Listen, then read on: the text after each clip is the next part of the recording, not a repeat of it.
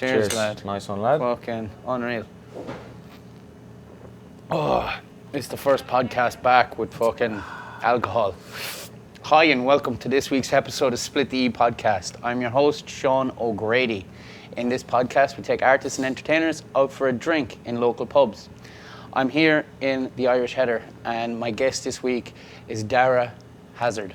Dara is a graphic designer and an artist. He does sketches and a whole load of what other things do you do actually? Just like a whole array of things. Like try and do like different media nearly every time I do something. You do lots of shit. Like I do. So you like work. I started off on paintings and stuff and drawing in like art college when I did PLC and got myself into an art college Ballyfermot. Yeah. Like a PLC art design and mixed media, but then found myself in like one of the modules is called combined materials, and I was in there and I was doing a load of sewing and stuff like that, and I was like, this is not for me. So, no way. Yeah, so I left that course.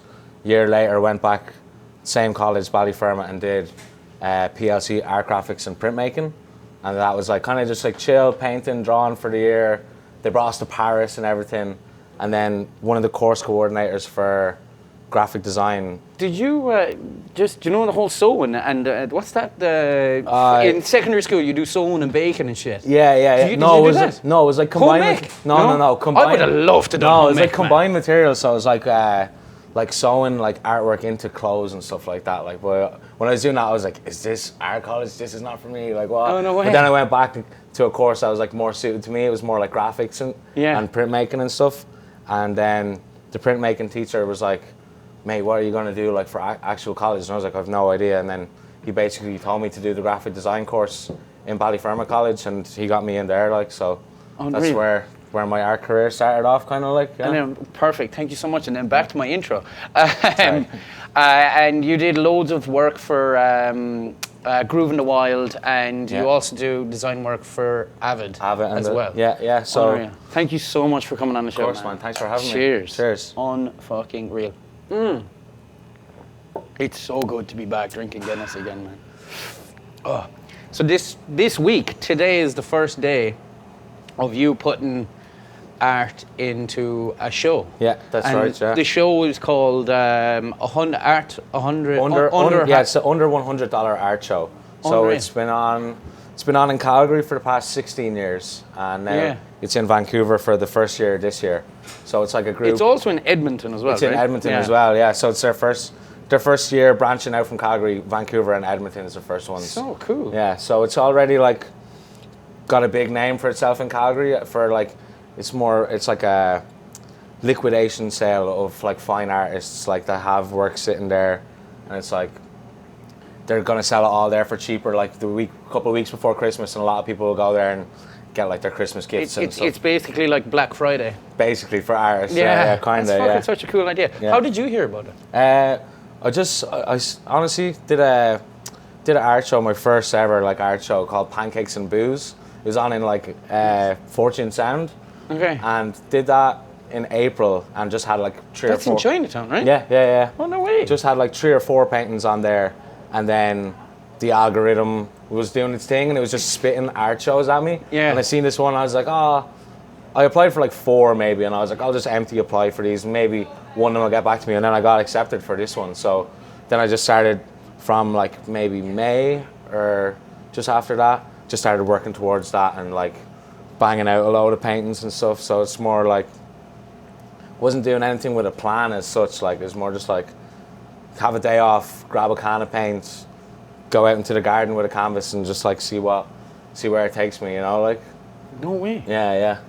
So is it like a meditation kind of a thing? Yeah, you could say that. Yeah, definitely, like getting into the flow state is what they call it. Like in creative terms, you know. So let's go back to college and Ballyfermot, right? Yeah.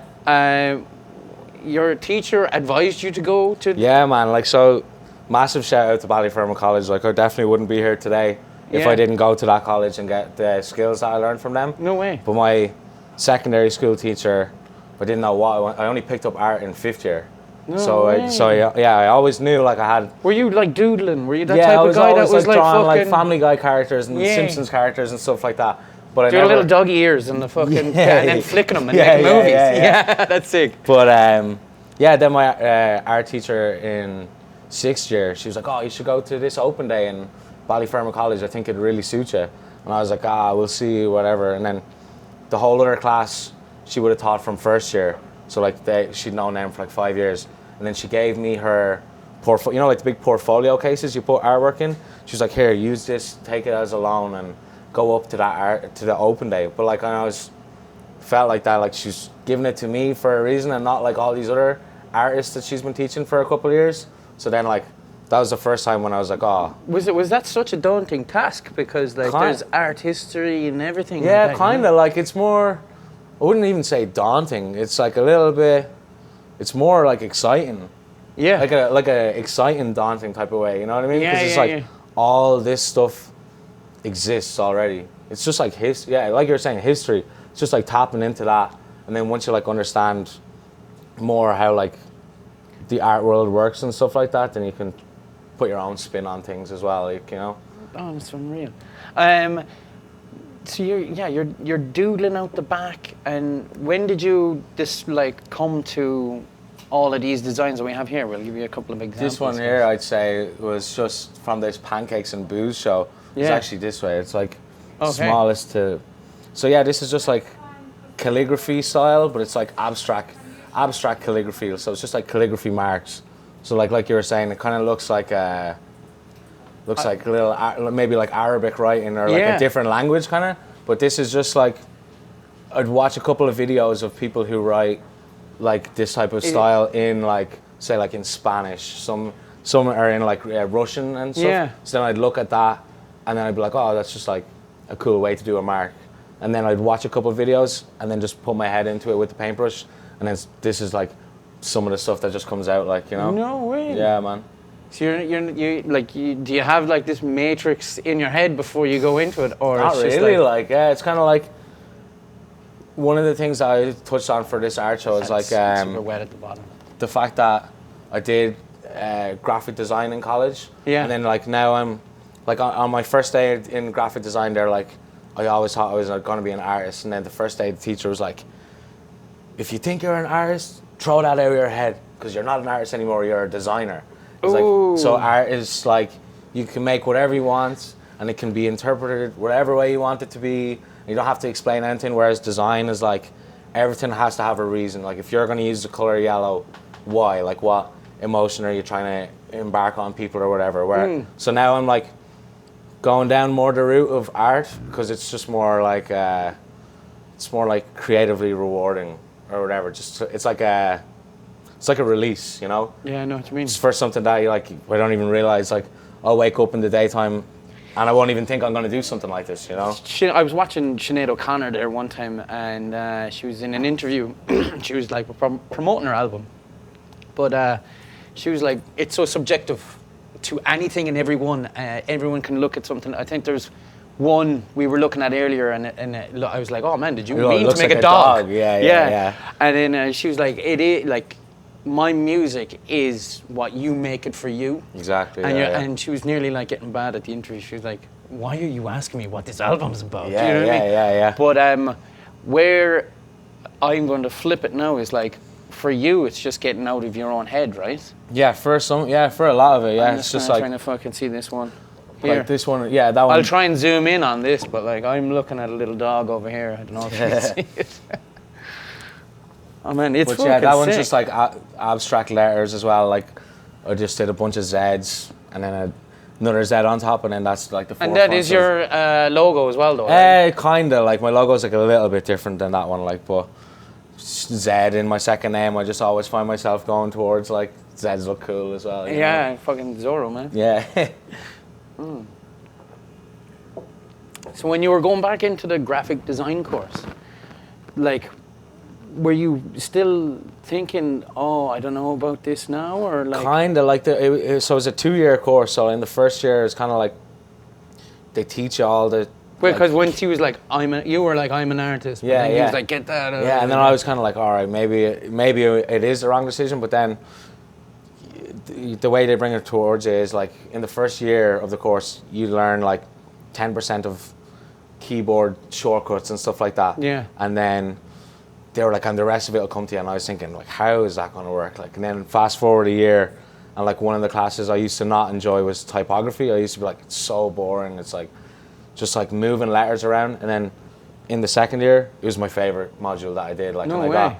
I ended up getting distinctions in all my modules that I did in graphic design. Where in the first year, I got a couple of merits and a couple of passes. Like, so it's like. So I'm rudely just going. Typography is. Typography is like similar to this? No, typography is like I don't know. Like, say if you're like one of the projects that we had to do was like redesign a chapter of a book. So it's like one of the things typography is like I designed drinks menus for the bar that I work in Foy's. Yeah. So like that would be like typography or like editorial design is what it's called. Okay. But typography is like dealing with the letters, like what size is the header going to be, what size is the body. Okay. The body copy is like the main text. Making it all aesthetically pleasing, and then like making sure that it's all legible and everything as well. Like, oh fuck. yeah. So when did you finish that course? That was finished in 2021. Yeah, 2021 in May. What made you move over to Vancouver? One of the main reasons was because I finished college, like, Yeah. and a group of my mates, like my group of mates and another group of lads, are like, oh, we're going to move to Vancouver actually in September, and I was like, well, I don't have a job and I don't have a college course to do, so I'll fucking move, which is like, and yeah, that was over 3 years ago now, so still here, it's for spreading the wings, you know? Yeah, 100%. Yeah. You jumped on the opportunity to work for Groove in the Wild. Is that like your first job as an artist, or? Yeah, it was one of the first jobs the lads, Groove in the Wild, and the lads who ran Groove in the Wild, Disco Freaks. I did a couple of jobs for them for like their boat party and stuff like that. I made them like their flyers. That one, the blue and the sun. It actually looks fucking sick. Yeah. Made that for them, and then that was before Groove in the Wild. And then Groove in the Wild came along, and I got to make them all the stage names. Yeah. One of the guys I made the Funky Town? on the computer. Yeah, Funky Yeah. Town. Made it on the computer, and then someone sent it to a guy that had like a CNC machine, so it was all laser cut out. Then that all came. Like my house was like HQ for all the work for Groove in the Wild, because. Were you living with Solskins, man? No. I live in Carousel, but Dan Brennan, who I live with, he's head of production for Groove in the Wild. So we have a massive yard. So it's like there's fucking pirate ships being built in there on Saturday mornings, and boys in there doing a bit of work, but they're just hanging around because other people are drinking cans at 10 in the morning, you know, like. But I'd say it's hard not to be creative around like an environment like that. Exactly, yeah. But then like that's when I just only moved into the house a couple of months before, and I was like, fuck, like surrounded by other people who are being creative, like this is class, like, you know what I mean? So it's just. You got lucky. Yeah, exactly. And then, did you know? Obviously, you moved over with two boys, right? But did they? How did you find that group, or is that? I just knew one of the lads through mutual friends, and he had a room going in a house, and I was like, oh, Dan sound like he does creative stuff as well. So then I moved in there, and then it ends up one of my other good mates from home. She was actually moving into the same house as well. Oh, it's perfect. So it's just worked out well. Like, that's serious. I was going to actually ask that. It's like, you're very lucky to have a back garden or have a space to actually do, especially painting. It's fucking dirty, like. Yeah, exactly, yeah. So now I have like a solarium in my back garden. Like it's glass ceiling, glass windows and everything. But I'll be taking it over for nearly a year now, and then the paintings are just building up more and more and more. Yeah. So then I'm like, it's like all of our space in the house, but then I kind of needed to take a bit away. So like, for example, this art show I'm doing is like, hopefully I'll get rid of some of the stock that I've had building up over the past year. Yeah, 100%. But so yeah, going back to the art show, how many pieces have you entered into it? I submitted all the pieces that I had yesterday. It was like maybe 50 plus pieces altogether. So that's like... And is that all individual pieces, or is it there's copies? Oh, no, yeah. So it's like 50 original pieces, and then like probably a couple more, like 20 or 30 more prints and stuff. No so the way. original ones, the way they make you do it is you have to put a green dot on each of the bark or each of the descriptions for the thing that's original, and then a red dot for prints, because a lot of the people that are going to come to this show are like collectors or like people that are like scouting stuff out, and they want to see original work, so they want to get like cheap original artworks off artists, because that's like way more niche than just getting a print off someone for like $10. Like, yeah, you know what I mean? yeah. That's super cool. Going into, once you moved over here first, living in the house, before, like once you moved in, was it all hands on deck, building boats and doing all this, or was it not really quiet, it like slowly like came along, and then there's like, because I've been working in a bar like the whole time since I moved over here, like, so I'd wake up Saturday morning like 9 a.m, which is basically the middle of the night for me, fucking power tools and big bass music and everything, but then you'd learn to wake up and it'd be like, oh, all right, I'll face the music like and get up and do a bit of work with the lads, like, because it's a good sense of community, like, you know what I mean, especially in the summertime. No way. It's out in the garden doing a bit of work all day, like, you know, it's good buzz. Were you doing art? Like, is your family orientated towards art, or any artists in your family? Not really, man. My dad's side of the family now, my granny and granddad on my dad's side of the family, they would have been creative, like my nanny would have used to been on stage and stuff like that. No way. But never. We ever get to see Dara? Nah, I used to do a bit of stage school when I was a young fella, but not anymore. I nipped that one in the bud there when I was like 13 or 14, because not cool anymore, you know. Them goddamn theatre kids. But yeah, no, I'm actually the only really like creatively sparked one in my family. But then I have that talent. But then, say my brother and my two sisters, they're all fucking really good at sports. Like my youngest sister, she's on like the camogie team for like 2 years above her. Like she's that good at it. Like, yeah, so Jesus Christ, talented family, but different talents for each one. Yeah, you know? that's super cool. Yeah.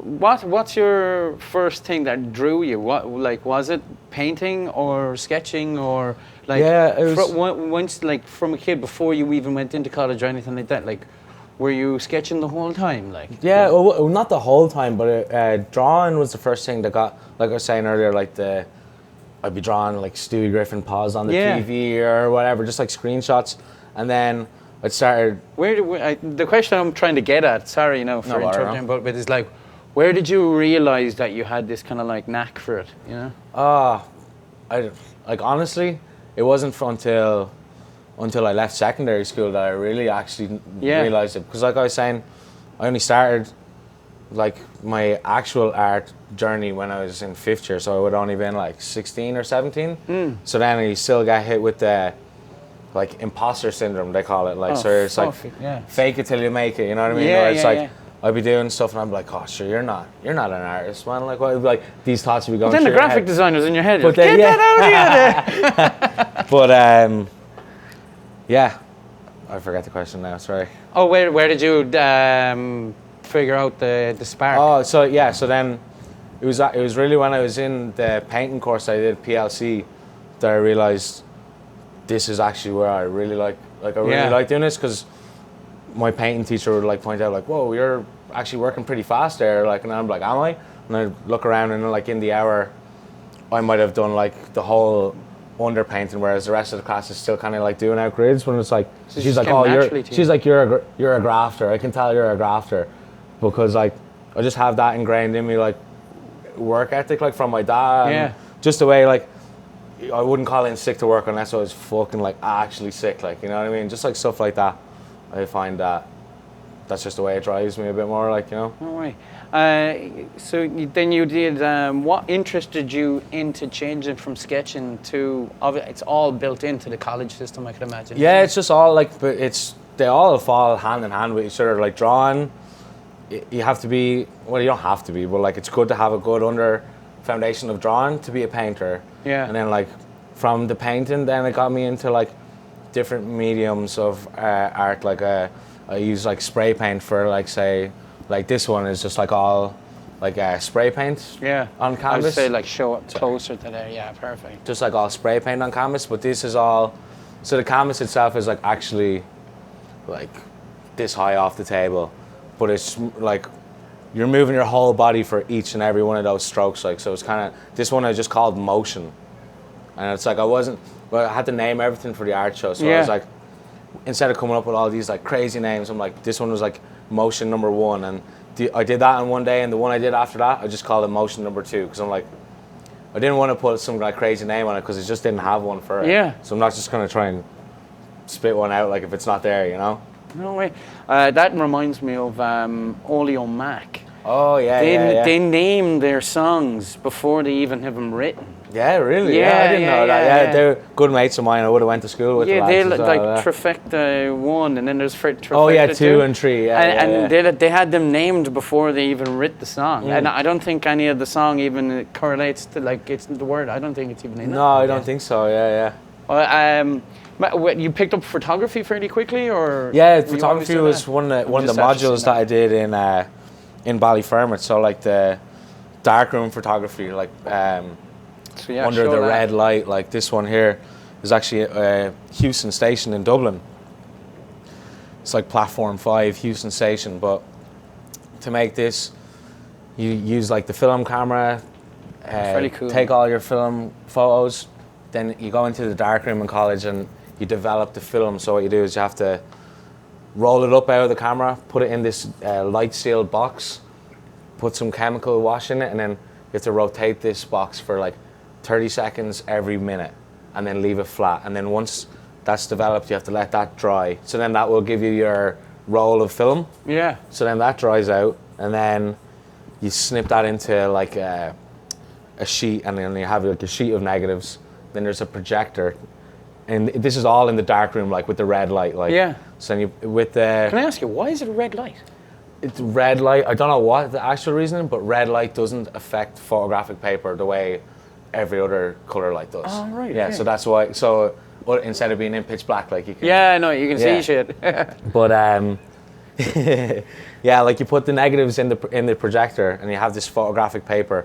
So you'll put that down underneath the projector, and then you'll expose light on the paper, and then depending on how bright the picture is or how dark it is, it'll affect it, like how long you have to do it.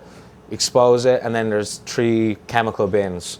So you put the first one in the chemical bin, and then your image magically appears in the dark. And you're like, whoa. No and then way. you put it in the next one, and then that's called like a fixative. And then so that fixes the chemical process, so it stops developing the chemicals in the image. And then the other one is like a wash. So then that just like washes off your Fucking image. cleans it And all then, up. yeah, then you're given, it's really, really, really cool way of printing out photos. Like the teacher that I So had. that size, or did you take a picture of that? It would have been that size. Like the photography paper would have been that size, but one of the ones we did was like maybe 3 or 4 times that size. But the sheets Depending of paper, on the size of the room. And the fucking sheets of whatever. paper are expensive, and like just one of the days, the teacher was like, "I have this nice big paper. Everyone's gonna Yeah. get one print on it, and that's it." No So way. yeah, but most of them they're all just this size. That's here, A1, like, isn't it? Yeah. That's Yeah. sick. Man, you have your T-shirts as well. Yeah. Let's go into this T-shirt as well. This is one of the t-shirts. I just did like a bleached Vancouver edition t-shirts for this under $100 art show. So this is just one of them. Like this one says Van, and it's got like my own logo bleached in there as well, like that we were touching on earlier. And you're literally coming up with this writing yourself. Yeah, so like Yeah. this like alphabet, like Did you actually start off with the alphabet and you're like, okay, fuck it, I'm going to do this? no, like I You look just up went- like a couple of reference images and Yeah. stuff like that, and then I draw it out myself, and then kind of look away from the reference image and then look at my reference drawing. And then once you do 2 or 3 of those, and then you'll take, say, the third drawing you do versus the first reference image, then it's like a little bit different. You know what I mean? It's not like I'm just copying someone's thing and like, oh, I'll put that on my own. Like you just like. Are you trying to make? You're not trying to make everything the exact same. No, it's okay. no. Just trying to make. Yeah. Just everything I make, just trying to make it all 100% original like that. Nobody else has done this thing. Like this is like a Dara Hazzard piece. Like, yeah, you know? no, I was thinking earlier today before we had you on. I was like, do you know Bob Ross? Yeah. The Happy Mistake. Yeah. But and then straight afterwards, do you know Malcolm in the Middle? Yeah. I don't know if you'll remember this episode, but Hal was like obsessed with painting. But he was in the garage and he was painting this massive fucking. It was huge, like it was a whole wall. Can you remember this episode? No, I don't think so. No. But he was like obsessed with it, and it was nearly like fucking 10 inches thick. This Happy Mistake just went way too far, and then it ended up falling on top of him. But I was like, how far can a Happy Mistake go? You know what I mean? I'm sure you can take it far enough, man. You know, like that's another thing. Like that, I tried to do this year. One of my like New Year's revelations was like, I'm gonna make way more art this year than like I've made before, which I have done up to date, which I'm like respecting myself for doing. But it's what I was trying to do is make more art that I'll make it in an hour or two, and then I'll do something and then release it, and then it's there and it's done. Because what I used to always do is like I have amount of paintings I have in my mom's house, like back in Ireland, and it's like, oh, I spent fucking 6 months doing this painting, but it's like I'll do 2 hours here, and then I'll do 1 hour here, and then it'll always be in the back of my head, and then I'll consider that one to be like a really good painting because I spent so much time on it.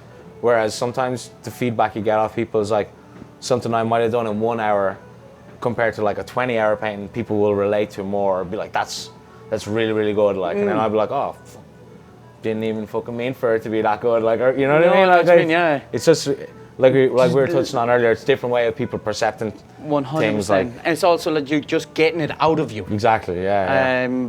Ed Sheeran has that where it's like I think he was talking about like writer's block. Yeah. It's like just keep on going, even if it's bad, in your perspective, like you're saying. Yeah. But just to get it out, because once it's out, you go on to the next one. Yeah. And then the next one could be fantastic. That's it. Literally, I follow this guy on Instagram and he does like. Do you know his name off the top of your head? John Heaston, I think, or Paul Heaston. I think right. it's Paul Heaston. He's like an illustrator, so he'll pull up and he'll have like an ink drawing of like cars or just like random pickup trucks and stuff. I think he's an American artist, but he'll be like, it'll be all ugly, like wiggly lines and stuff, and he's like, don't worry about the ugly lines. If it looks ugly, just keep drawing. It's like you're looking at like doing a life drawing, say, just keep putting the lines in, and then at the end of it, the ugly lines all turn into this image of the thing that you're actually looking at in a more like authentic way than you would have. Like if you stopped halfway through, it's gonna look like just a bunch of squiggles. You know what I mean? Like, but if you just keep on doing it, then like the image will appear itself. Like kind of like that's super cool. Same type of way you're saying that. Like. Man, I'm blanking on the artist, but he did one of the. It's one of the like fucking Italian artists back in the day in Rome. Fibonacci. No, Fibonacci's the mathematician. The Leonardo da Vinci is. No? I don't think it's Da Vinci. But Fibonacci's the. Do you know who it is? Fibonacci's the sequence, yeah. The sequence. Golden ratio, 1.618. Oh, fuck, yeah. That's yeah. Can you, Mog? Can you actually Google Michelangelo? Yeah. Michelangelo. He was looking at the Sistine Chapel and he was supposed to fucking carve something out of marble. And what he said was, he was like, it's taking the pieces away and fucking like seeing what he had to see, but had to take the pieces away. What's behind the pieces? You know what I mean? You're kind of like flipping that. You know what like I mean? that, cool. The statue already exists behind this rock. Yeah, right? exactly. Yeah. That's super cool. Moving on to Rome, or keeping on with Rome. Sorry. Fucking, this is a sick piece, man. Yeah, what's the story behind this? This one's like one of my most recent paintings. So like I called it like Immaculate 1. That's what this one's called. So it's kind of like taken from a reference image of like Mary the Immaculate, like holding a baby angel. So like I got baby angel's you, right? Yeah, nah, definitely not. But I got this like idea from during lockdown.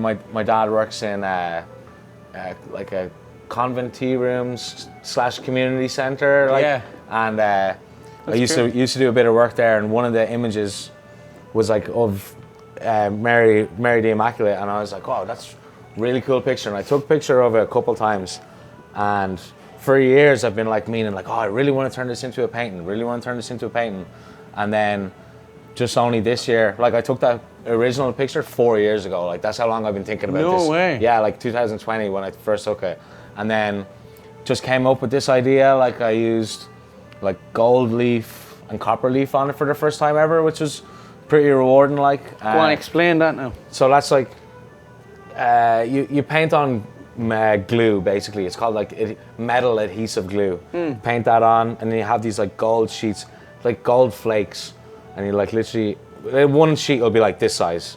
One sheet is plenty. Yeah, one sheet is plenty. Yeah, and then you have to like place it down on the part where the glue is, and then you'll brush it off with a brush, and then it'll magically only appear where the glue is. Yeah, yeah. Oh, that's sick. But yeah, this paint, like when I showed my dad this, and he was like, what? Like, what was the idea behind that? And I was like, that's actually a picture I took in your work. And then he's like, nah, no way. So I sent him the original photo, and he's like, that's fucking. I look at that every day, and he would have never thought that that was where I got the idea for this from. Way. Even though it's pretty much the same image, but like I just threw a little bit mysterious, like no face, black and white type of.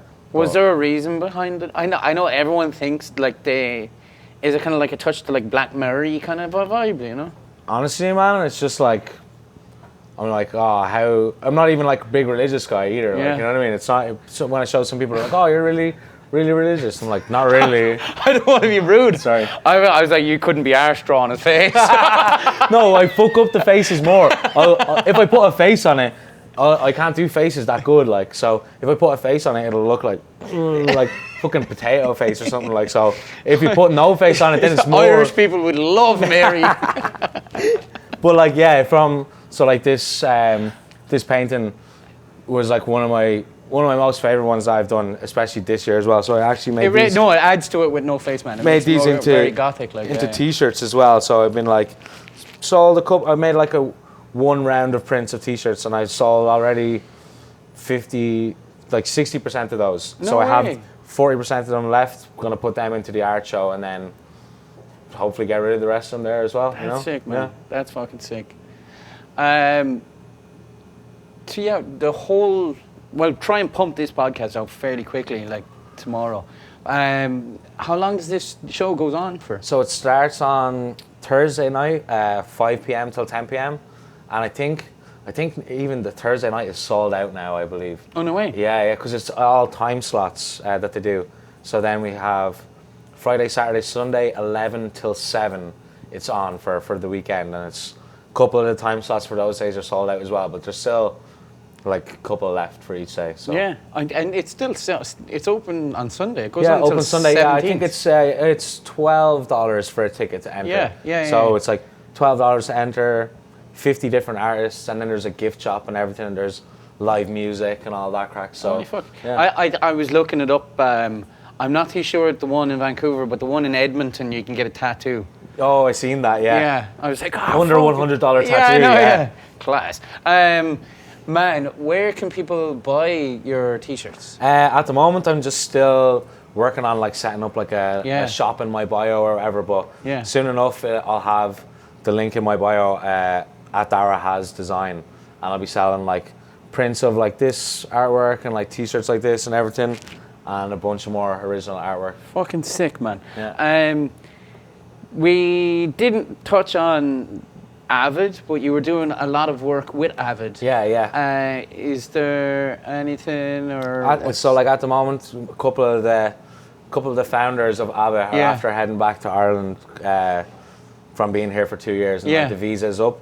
But there's still a few of us left here, so there could be something in the works in the future. But how was your experience working with the boys? Really good. Like, I helped the lads start up from nothing. Like, it was my mate Dickie that is his birth child, and we did record a podcast that messed up, and it didn't and come it probably was for the better for the amount of like ridiculousness that was said on it. But it was probably the funniest shit I've ever done, man. It was hilarious. But it was class, man. It was like helping the lads come up with like a an identity behind this whole thing. I made the logo for the boys, tattooed the logo on my leg there for myself, have tattoo gun in the house. No way. You're doing fucking tattoos in Vancouver, $100 art show. So that'll always be with me as well. But yeah, it was class, man. Just got to did a couple of underground gigs, did the flyers for them. A couple of times we went to Third Beach Drum Circle and had flyers for stuff. And